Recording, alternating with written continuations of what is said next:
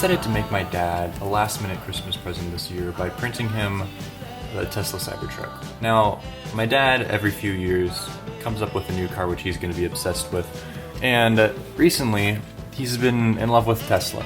I think this is a fad which is going to last a little bit longer than that, though, because he's really gotten invested in it. I mean, he watches this YouTube channel called Now You Know pretty consistently, and he reads all the updates and everything. Anyhow, so I thought it would be a good idea to make him a Tesla Cybertruck, because it's kind of a meme, and it just looks kind of cool. And it's also a lot easier to print than a regular actual car, because simple shapes are nice.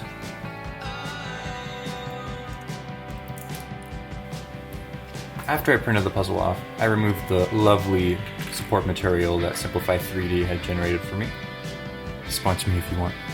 And then I assembled the puzzle just to see what it would look like, just like roughly on the print bed.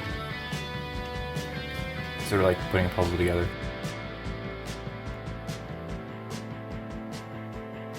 The tires were a little bit weird because the holes in the actual Tesla truck that the designer, whoever designed the 3D model, thank you for that, by the way. I'll put a link in the description if you want to check out the actual designer of this. The holes were a little bit too big though for the screws that I had, and so I had to use super glue to make sure that they'd stick in there.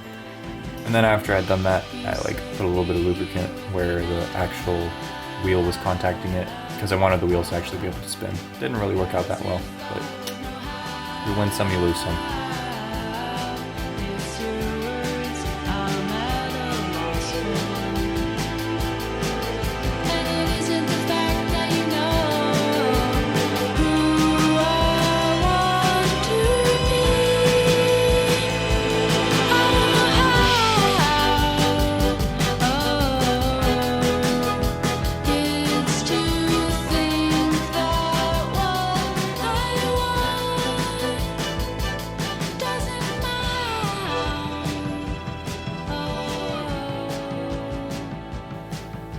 Now, this puzzle is a mini Ishin 2x2 mod, and the mini Ishin 2x2s are these puzzles that you saw in that white box. I have a lot of them, actually. I have like 2 whole more boxes of those, and they're really nice just because they're so tiny, and they're a pretty solid mechanism. I used them in my 2x2x16 and Make Anything 2x2 that I made.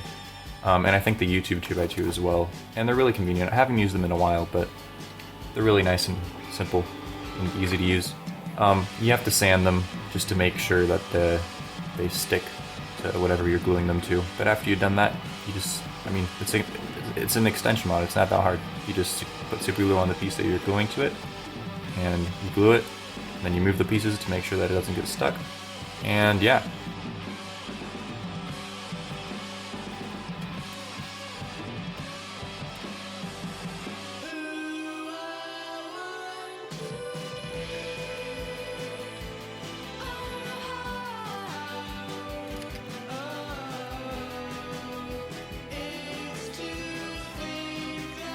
Now, as a little disclaimer, this puzzle was inspired by and actually designed by Gabe, or Ogre Cubes as you may know him.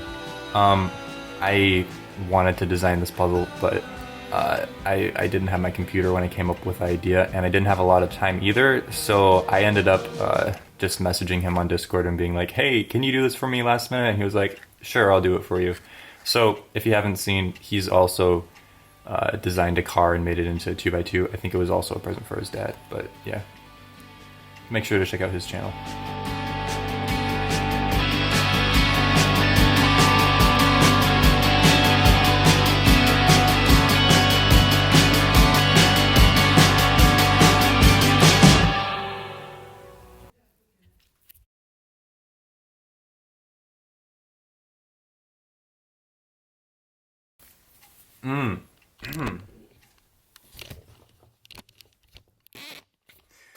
And that was today's video, guys. I don't know what you guys think about the whole voiceover thing. I did a poll, and the majority of people said that they wanted a voiceover, but, I mean,